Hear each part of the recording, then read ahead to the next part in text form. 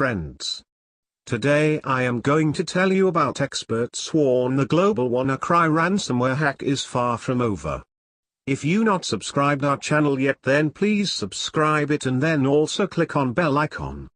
Let's start. An unprecedented ransomware attack spread across the globe on Friday and into the weekend, amounting to what may be the largest online extortion scam the internet has ever seen. So far, the WannaCry ransomware worm has infected an estimated 230,000 computers in 150 countries, causing chaos and shutting down hospital systems, transport networks, manufacturing plants, and universities. While security researchers have acted quickly to halt the attack, experts fear the beginning of the work week could see thousands of new systems compromised as employees log on to vulnerable PCs. The WannaCry malware, which also goes by other variant names, including WannaCrypt and WannaDecryptor, was unleashed on Friday, striking vulnerabilities in unpatched Windows systems in thousands of organizations across the world. The worm is a form of ransomware, where affected users are asked to pay a ransom fee in order to regain control of their systems.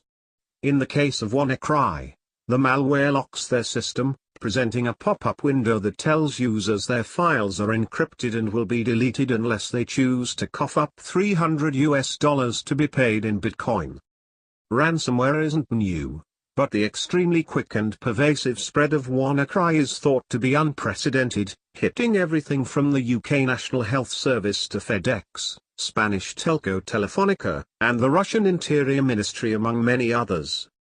Security researchers are still scrambling to learn more about how the malware operates, but it's understood that WannaCry exploits a vulnerability in older, outdated Windows systems including Windows XP, Windows 8, and Windows Server 2003. That vulnerability was patched for supported Windows systems back in March, but after WannaCry pretty much exploded on Friday, Microsoft took the unusual step of issuing patches for these vulnerable older operating systems, which you can access here. At least, that's the vanilla version of the WannaCry weak spot, but the actual backstory on this vulnerability is heck of a lot murkier. The malware actually makes use of a covert security exploit reportedly developed by the US National Security Agency, NSA, to infiltrate Windows computers. This exploit, called Eternal Blue, was leaked by a hacker group called the Shadow Brokers in April, but even though Microsoft had already patched the vulnerability in March, the chaos caused by WannaCry shows that hundreds of thousands of computers weren't running the patched software, or were running older OSs like Windows XP that were never eligible to receive the patch until last Friday.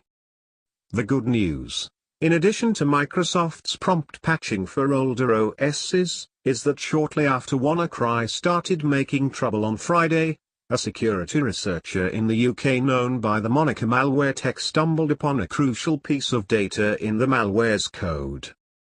Once a PC is infected by the malware, the worm spreads by checking for other systems on the local network that may be infected through the unpatched vulnerability.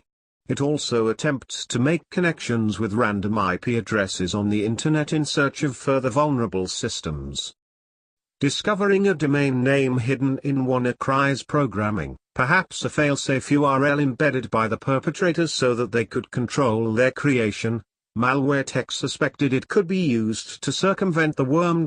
By subsequently registering the domain name, creating what's called a sinkhole to prevent the malware spreading, the researcher was able to fool the code into thinking it was being run inside a virtual environment, in which case the malware exits the system.